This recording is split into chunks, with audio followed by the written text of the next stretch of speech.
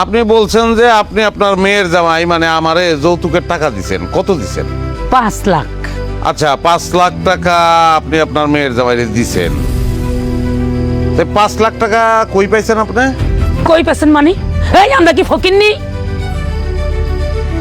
আপনার ফকিন্নি নামে তন্নি সেটা জিগাই নাই, জিগাইছি টাকাটা কই পাইছেন সেটা বলবেন। কেন ভুলে গেছস? আমার জামাইয়ের পেনশনের টাকা তুলে দিছি, তখন মিনার বাপ বাচ্চা ছিল। তো ভালো পেনশনের টাকা তুলে দিছেন মানে কোত্থেকে তুলছেন? নিশ্চয়ই ব্যাংক থেকে তুলছেন।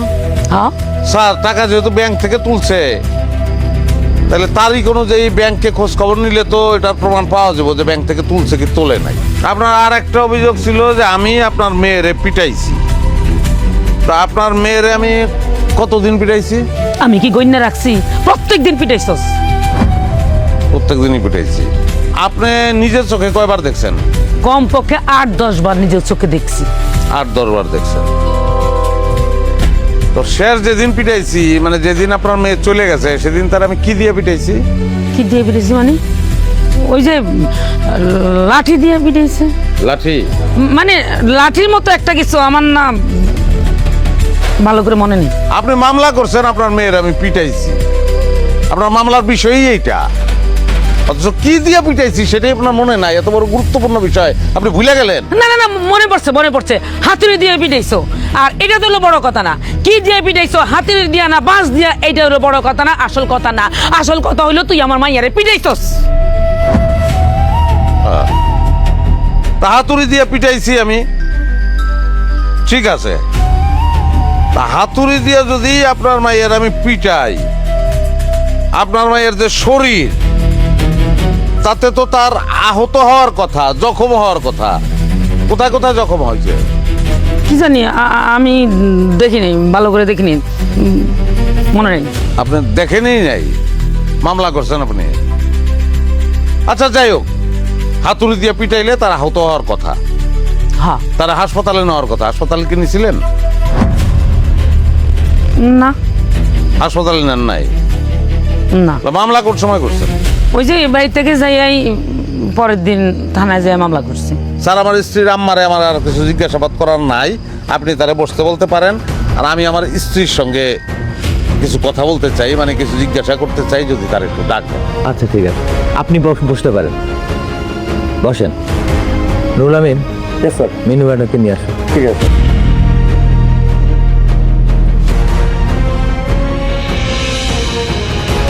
আজকে প্রমাণ করে ছাড়বো।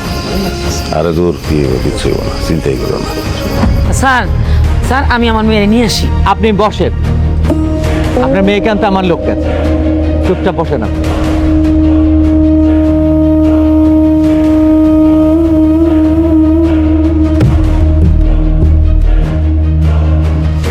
আসসালামু আলাইকুম।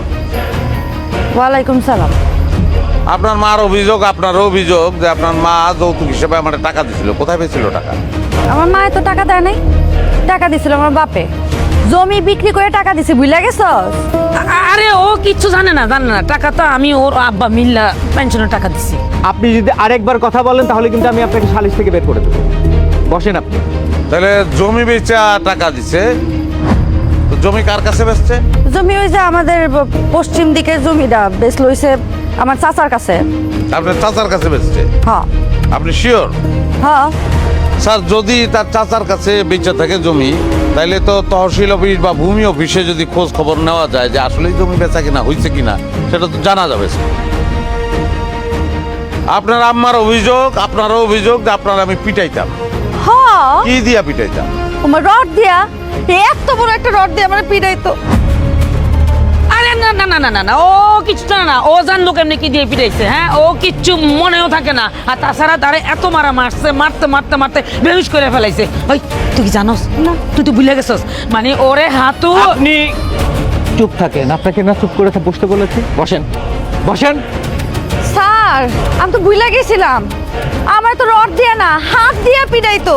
3 জন মিল্লা আমার যে মারাটা মারছে, শুধু আমার না আমার মারেও মারছে। কিল ঘুষি লাথি কি বাদ রাখছে রে। হ্যাঁ, রাইতে বেলা বাইর থেকে বাইর করে দিছে আমারে। স্যার, কথাগুলা একটু কষ্ট করে মনে রাখেন, আপনারা সবাই মনে রাখেন। তো শেষ যেদিন আপনারা আমি মারছি, হাত দিয়া। হ্যাঁ তা মারার পরে আপনারা যে বাইরে গেছেন, ডাক্তারের কাছে গেছিলেন? হ্যাঁ গেছি না, ডাক্তার ওষুধ ছাড়া কি আমার ব্যথা কমতো নাকি? পরে ডাক্তারখানা থেকে পরের দিন মামলা করতে গেছি। স্যার, আমি মনে হয় এখন আপনার বিচার করার জন্য যথেষ্ট রসদ আপনারা দিতে পারছি। বাকি কথা স্যার আপনি বলেন। বসেন আপনি। জি স্যার। আপনি মামলা করেছেন, খুব ভালো কাজ করেছেন। মামলা আপনি করতেই পারেন, কিন্তু আপনারা মা মেয়ে মিলে এতক্ষণ যত কথা বলেছেন, কোনো কথা মামলার অভিযোগপত্রে লেখা নেই। জি। অভিযোগপত্রে কি লেখা ওটা তো আমি কইতে পারুম না। এটা কি ধরনের কথা বলছেন আপনি? আপনি বাদী হয়ে মামলা করেছেন, অথচ আপনি বলতে পারবেন না যে অভিযোগপত্রে কি লেখা ছিল? অভিযোগপত্র তো আমি লিখি নাই, তাহলে কে লিখেছিল? থানার মধ্যে একটা লোক, কিন্তু মনে হয় না সে পুলিশ। ইন্টারেস্টিং। এই লোকের সাথে আপনাদের পরিচয় হলো কি করে? মানে আমি বলতে চাচ্ছি যে থানায় আপনাদেরকে কে নিয়ে গিয়েছিল? আপনি বসেন, আপনি একটাও মিথ্যা কথা বলার চেষ্টা করবেন না। মিথ্যা কথা বললে আমি কিন্তু আপনাদের দুজনকে অ্যারেস্ট করতে বাধ্য হব। আম্মা তুমি কও। আমি কমু কেন? আমি কি মামলা করছি নাকি? মামলা করছিস তুই? আমি কি জানি? আমি কিছু জানি না। আম্মা আমি তো তোমার কথায় মামলা করতে রাজি হয়েছিলাম।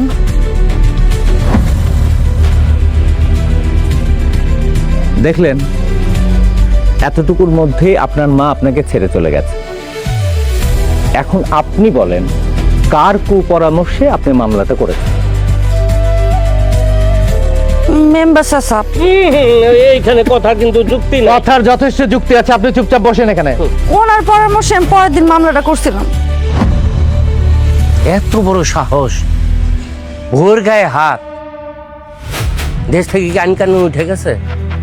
নারী নির্যাতনের মামলার যে কি জিনিস, এ তো হারেমের বাচ্চা জানে না। আরে আজকাল কি ভোর গায়ে এই যুগে কি হাত তুলে? শুধু কি বউরে মারছে, আমারে মানে শাশুড়ি গায়ে হাত তুলছে। আহা রে, হাজি সাহেব দেখছেন নি আমার বিয়ে মাইরে গালটা কেমন লাল করে দিছে। সি সি সি সি সি সি সি। আমগো গ্রামের মান সম্মান আর কিছু রাখলো না। আচ্ছা বিএন সাহেব, কোন আপনি কি সেবা করতে পারেন? বিয়ে সাহেব, আমি উপযুক্ত বিচার চাই। কথা যুক্তি আছে, কিন্তু আমি তো বিচার করতে পারবো না, আমার সেই ক্ষমতাও নাই। তাইলে এখন কি করুম? বিচার অবশ্য আমিও চাই না, আমি চাই আপোষ করতে। আপোষ চাই? এই তোমার কি মনে হয় আমরা কইলেই ওই গাউরায় তোমার লাগে আপোষ করব? তুমি যা কইবা তা সে মেনে নিব? জীবনেও না। সালিশ দরবার করলে তোমার উপর আরো অত্যাচার বাইরে যাইব। কিন্তু উভয় পক্ষরে না বসাইলে এর সমাধান কেমনে করবা মেম্বার? হাজি সাহেব, বসে কি আছে এখানে? আপনি তো রতনের চিনেন না। হ্যাঁ যা কইব তাই করব। সালিশে ডাকলে হ্যাঁ আইবো, আইতো না। তাইলে মেম্বার চাচা এখন আমরা কি করুম? একটাই উপায় আছে, মামলা করে দেব। কি স্বামীর বিরুদ্ধে মামলা করুম? মামলা করলে কি আমার সংসার টিকবো? সংসার কি আছে তোমার? তালিকার বাইতে বার করে দিত তোমারে? তোমার অধিকার তোমার নিজের আদায় করে নিতে হইব, নাইলে তো ওই যে লাত্তি উষ্টা খেয়ে আজীবন কাটার লাগবে হের সংসারে। মামলা করলে কি সবকিছু ঠিক হয়ে যাব? সে কি শুনবে আমার কথা? শুনতে বাধ্য। তুমি মামলাটা করো, পুলিশে দইরা নেক, তারপর কিছুদিন জেল খাটো, তারপর তুমি আবার নিজে গিয়া জামিনে বার করে লই আইবা। এরপর দেখবা জেলে যাওয়ার ডরে তুমি যা কইবা তাই শুনবো। বিয়ে হিসেবের বুদ্ধিটা কিন্তু আমার খুব পছন্দ হয়েছে। জব্বর একটা বুদ্ধি দিচ্ছে। ঠেলার নাম বা বাজি, ওই বদমাস্টারে মামলা না দিলে লাইনে আনন্দ যাইতো না। হ্যাঁ, মামলা দিতে হইব। একদম ঠিক কইছি বিয়ে হিসেব। আমি রাজি, আমি রাজি। তুমিও কইতাছো মামলা করতে? হ্যাঁ, হাই বুঝছ না কেন? বিয়ে হিসাব, তাহলে আমরা থানায় কোন সময় যাবো? আজকেই যাবো। শোনেন, শুভ কামে দেরি করতে নাই। যা যা করুন লাগে আমি নিজে থেকে করবো। আপনারা যান, রেডি হয়ে আসেন, আমরা থানায় যাইতেছি। হ্যাঁ হ্যাঁ হ্যাঁ, আচ্ছা আচ্ছা।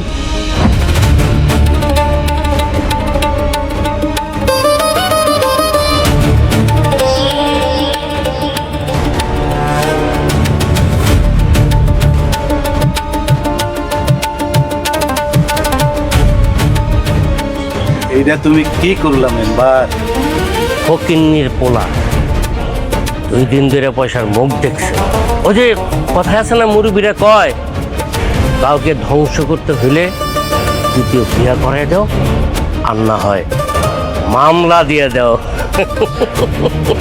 ছি মেম্বার সাহেব, আপনি এত জঘন্য একটা মানুষ।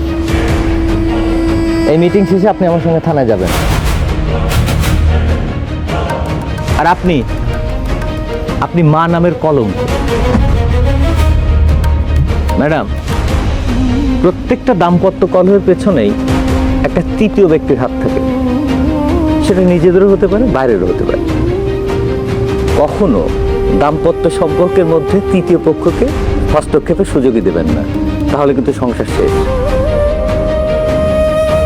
রতন মোল্লা অনেক ভালো মানুষ।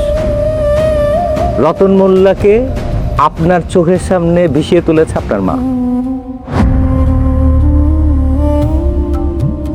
রতন মোল্লা তার স্ত্রী, তার মা, তার বোনকে নিয়ে খুব ভালো আছে। এইটা এই মেম্বারের মতো শয়তান লোকজনদের ভালো লাগছিল না। এটা রতন মোল্লা ঠিকই বুঝতে পেরেছে। আজকে আমরা যে এই মিটিংয়ে বসেছি, এটা বলতে পারেন কিছুটা পূর্ব পরিকল্পিত। আমি যখন আপনার বাসায় রতন মোল্লাকে আসামি হিসেবে ধরার জন্য আসি, তখন সেই আমার বাইকে এসেছে, সেই আমাকে এই বাসায় নিয়ে এসেছে। আসার সময় সে আমাকে রাস্তার মাঝখানে থামিয়ে একটা রিকোয়েস্ট করেছিল। স্যার আপনার দুটো পায়ে ধরি, আমার সংসারটা ভাঙেন না স্যার। এই আপনি কি করছেন? ওঠেন তো, ওঠেন। আমি তো কিছুই বুঝতে পারছি না, আমি কিভাবে আপনার সংসার করবো? স্যার আপনার দেখেই মনে হয়েছে এই কাজ আপনি করতে পারবেন না স্যার। আপনি একটা ভালো মানুষ, একটা কথা কই স্যার। বলেন। আইনের কাজ কি সমস্যা বাড়ানো না সমস্যার সমাধান করা? অবশ্যই সমস্যার সমাধান করা। তাহলে স্যার আপনিও নিশ্চয়ই চান সমাধান করতে। অবশ্যই চাই। তাহলে স্যার এখন আপনি যদি আসামি ধরেই জেলে বইরা দেন, তাহলে কিন্তু সমাধান হইব না। একটা সুখের সংসার ভেঙে যাবো মাঝখান থেকে। আমি আপনার কথা কিছুই বুঝতে পারছি না, আমাকে কি একটু পরিষ্কার করে বলবেন? জি স্যার, আমার বউটা স্যার ভালো, একটা সহজ সরল মেয়ে স্যার। সে নিজের বুদ্ধিতে মামলা করে নাই স্যার, আমার শাশুড়ির বুদ্ধিতে করছে স্যার। আমি আমার বউটা ফেরত চাই, আমি শাশুড়ি মুক্ত বউ চাই স্যার। তার মানে আপনি রতন মোল্লা স্যার। দেখেন স্যার, কিন্তু আমি অপরাধী না স্যার। আমি যদি অপরাধী হইতাম, তাহলে আপনার সঙ্গে প্রথম যখন দেখা হয়েছে এই বাইকে উঠানোর আগে কোনো না কোনো সুতা দিয়ে আপনাদের অন্যদিকে আমি পাঠাই দিতে পারতাম, আমি পলাই দিতে পারতাম। আমি কিন্তু সেটা করি নাই স্যার। আমার মনে হয়েছে যে এই সমস্যাটার সমাধান আপনার মাধ্যমে আমি করতে পারবো স্যার। জি স্যার। স্যার আমার বউটা খুব ভালো, আমার একটা সুখের সংসার স্যার। সমস্যা আমার শাশুড়ি একটা পয়জনের ডিব্বা স্যার। আপনি তো আমাকে আসলেই মুশকিলে ফেলে দিলেন। স্যার একটু দয়া করেন স্যার, আমি অপরাধী না স্যার। বিনা অপরাধে আমার জেলে ঢুকেন না স্যার। আমার একটা সুখের সংসার, আমার মা আছে, বোন আছে, আর আমার এই বউটা। স্যার আমার যদি জেলে ঢুকায় ভালাম, তাহলে আমাদের সংসারটা তছনছ হয়ে যাবো স্যার। আপনি দয়া করেন স্যার। দাঁড়ান, আপনি আসলেই আমাকে বিপদে ফেলেছেন। আসামি পেয়েও ধরছি না, এটা আইন কাভার করে? কিসের ভিত্তিতে? স্যার আমি একটু বলে, আমার একটা বুদ্ধি আছে স্যার, আমি পালাবো না স্যার। আপনারা বলে আমি পালাবো না, আমার একটা বুদ্ধি আছে, সেই বুদ্ধিটা কাজে লাগাইতে চাই। আচ্ছা, আমি আপনার বুদ্ধির উপরে যদি আস্থা করি, তাহলে কিন্তু কথা দিতে হবে আপনি এমন কোনো কাজ করবেন না যেটার প্রেক্ষিতে আমার নিজের চাকরিটা চলে যায়। না স্যার, এরকম কাজ আমি করবো না স্যার, আমি পলাবো না। সত্যি কথা বলতেছি স্যার, আমার বিশ্বাস করেন। আমি খালি একটু নাটক করবো স্যার, নাটকটা আমাকে করতে দেন। চলেন স্যার। ম্যাডাম, রতন মোল্লা আপনাকে অনেক ভালোবাসে, পাগলের মতো ভালোবাসে। তার সংসারটা যেন না ভেঙে যায়, সেই জন্য সে রাস্তার মধ্যে দাঁড়িয়ে আমাকে রিকোয়েস্ট করেছে। ধরেন রতন মোল্লার কাছ থেকে চলে গিয়ে আপনি তো আরেকজন কাউকে বিয়ে করবেন, একাতর থাকবেন। সেই স্বামী যদি রতন মোল্লার থেকেও খারাপ হয়, তখন আপনি কি করবেন? আর তাছাড়া তালাকপ্রাপ্ত নারীদের আমাদের সমাজ খুব একটা ভালো থেকে দেখা যায়।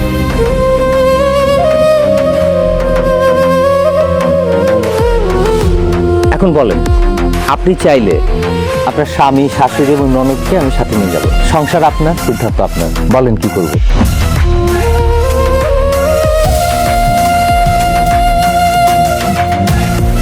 আসসালামু আলাইকুম। ওয়ালাইকুম সালাম। কি বিষয়? একটা ফার্মেসি বন্ধ, আমার তো ওষুধ লাগতো। এই সময় ভাত খাইতে এই ফার্মেসি বন্ধ থাকে, জানোস না তুই? এই চিনি না দেওয়ার আগে তুমি কাপটা নিয়ে গেলা গা। দেখি ভাবি আসসালামু আলাইকুম, কেমন আছেন ভাবি? ভাবি এবার আমি রতন চাচা, রতন চাচার বউ তোমার ভাবি, কেমনে কি? চাচা ভুল হয়ে গেছে চাচা। ভুল এটা কোন ধরনের ভুল? ভুলের ব্যাখ্যা দে, কেন ভুল হইলো? আসলে চাচা হয়েছে কি, ওনারে চাচি দেখতে বিবেকে বাদে ওনার যে বয়স আর যে চেহারা মাসাল্লাহ, ওনার সাথে না আসলে চাচি ডাকা যায় না। উনি বড় জোর কি ভাবি বা হচ্ছে কি আপু ডাকটা ঠিকঠাক আছে ওনার জন্য। না ব্যাখ্যা পছন্দ হয়েছে। তোর বাপের বিয়ে তো তুই খাইতে পারস না, তোর নসিবে আসছিল না, আমরা খাইছি। তোর বাপের লগে তোর মার বয়সের পার্থক্য কত? কম করিল 30 গো। তোর মার কি কস? আম্মা কে বয়সের পার্থক্য তো অনর। আমারে কি করে রাখবি? আজকে কি আমারে দিকে যা, ওষুধ কি লাগবো? এই পেশাল বাড়তে বাড়তে তো ওষুধ ভুলে গেছি কি লাগবে। চিল্লিয়ে জানি তুই ওষুধ নিতে আইসো, সেটা আমার মনে হইতেছে না।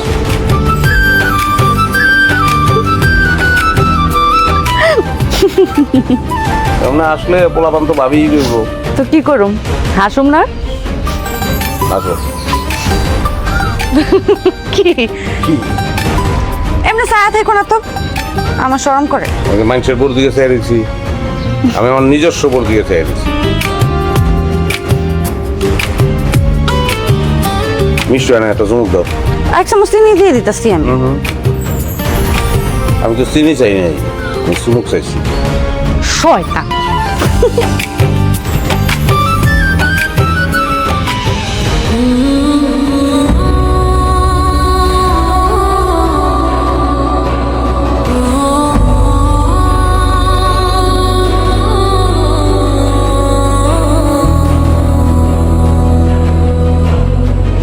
আরে এই তো আমি বাড়ির থেকে বাইরে দিতেছি, ওরে 15টা মিনিট ওয়েট করতে হবে। আমি আইসা পড়ছি। হ্যাঁ এ রতন রতন রতন হাকর হাকর হাকর হাকর। আচ্ছা রাখ রাখ রাখ। মা জোর বাড়ি যাইতেছে, ওগো বাড়ি থেকে খাবো না, টাইম নেই। না না না, এটা করলে তো হবে না, বাড়ি থেকে খায়া তারপর বের হবে। দাও দাও দাও তাতে বিসমিল্লাহির রহমানির রহিম। খালি ওগো দুইজনে দিলেই চলবো, আমারই দিবেন না? আমি কি দোষ করছি? আমার মার ভাগ আমি তো কাউরে দেবো না। মায়ের কি আবার ভাগ হয় নাকি? মা তো সবারই। নাও হাকর হাকর। দেখছো দিতাছে। এই যে আরেকজন আ করে দিচ্ছে। হয়েছে? আর এক মা দেখো নাইলে তো আবার খুব আছে, একবার খাইলে না না না, তা ভালো কথা। অবশ্যই। পানি দে পানি দে, হ্যাঁ পানি দেবো। জহির যাইবো গা, দেখছো, আর টাকা দিব। তুই কিন্তু আবার বাইরে কিছু খায় নিস না। রাইতে বাস ওগো বাড়ি থেকে খাবো। সাথে এসো। হলো না আমার পাগল, বুঝছো বৌমা? একটু তেরা হইলে মনটা খুব ভালো। তুমি আবার শুরু করছো সেই কাহিনী? মনে হয় তোমার পোলার মতো পোলা দুনিয়ার একটাও নাই। আর বলতে দাও না, আমি তো শুনি নাই। ওই যে যে বছর আমার রতন কলেজে ভর্তি হয়েছে, সেই বছরই তোর বাপটা হাত কামড়ে গেল। তখন ওরা ছোট ছোট 2 বোন কলেজে পড়ে, আর ওই তো আমার কোলে। অতটুকু পোলা আমার লেখাপড়ার পাশাপাশি ওই ফার্মেসিটা চালাইছে, আর এত বড় সংসারটা কান্দে নিছে। 3 বোনের লেখাপড়া শিখাইছে, 2 বোনের ভালো ঘরে বিয়ে দিছে, কিন্তু নিজের সংসারটা, নিজের বিয়াটা ঠিক সময় করতে পারে না বৌমা। কাঁদতেছেন কেন মা? এটা তো গর্বের বিষয়, আপনার পেটে এত ভালো একটা সন্তান হয়েছে, আমারও এত ভালো একটা জামাই হয়েছে। আমি তো অনেক ভাগ্যবতী। দেখছো ভাবি, কেন কইতে মানা করছিলাম? এই যখন কান্দা শুরু করছে, যতক্ষণ ভাইজান না আসবে ততক্ষণ কান্দতেই থাকবে। আম্মা কান্দেন না, কান্দেন না। বৌমা বৌমা আমার রতনকে কোনো সময় কষ্ট দিও না বৌমা। একটু তেড়া হইলেও ওর মনটা অনেক ভালো। ও রাগ করুক, তেড়ামি করুক, তুমি তর্ক করো না। দেখবা 5 মিনিট পরে না নিজে নিজে চুপ হয়ে যাবো। আচ্ছা মা, আপনি চিন্তা করেন না তো, কাঁদেন না। মা গো, অনেক কষ্ট করে রতন আমার এই সংসারটাকে খাড়া করছে মা। আমি তোমার অনেক ভালোবাসা শখ করে আমার রতনের বউ করে নিয়ে আসছি।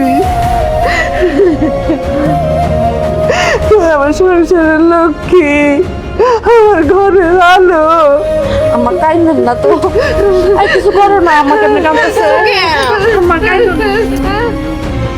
আমি ভুল করছি আমার স্বামীর নামে মামলা করে। আমার স্বামী আমরা অনেক ভালোবাসে, এটা আমি আগে বুঝি নাই, এবং এই ভালোবাসাটা আমার দরকার।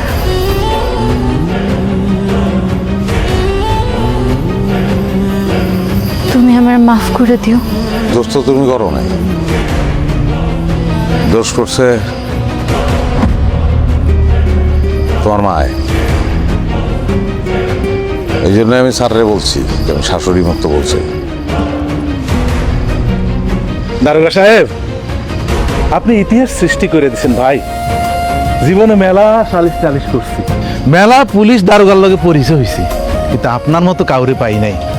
রতন মোল্লা, তুমি মেলা ভাগ্যবান, ইনার মতো মানবিক পুলিশ আছে দেখা তোমার সংসারটা বাইচা গেছে। রে স্যার, আমি যে আসলে আপনাকে কিভাবে ধন্যবাদ দিব সেই ভাষাটা আমার নাই স্যার। আমি কৃতজ্ঞ আপনার কাছে। রতন মোল্লা, আজ সারাদিন আমার অনেক নতুন অভিজ্ঞতা হয়েছে। আপনি অনেক ভালো মানুষ। Thank you sir. সবাইকে নিয়ে ভালো থাকবেন। জি স্যার। তুমি কি শরীরে সত্যি সত্যি কেরোসিন দিছিল? গন্ধন গোলাপ জলের মধ্যে নীল মিশাইছিলাম। তুমি আর বদলাইবা না।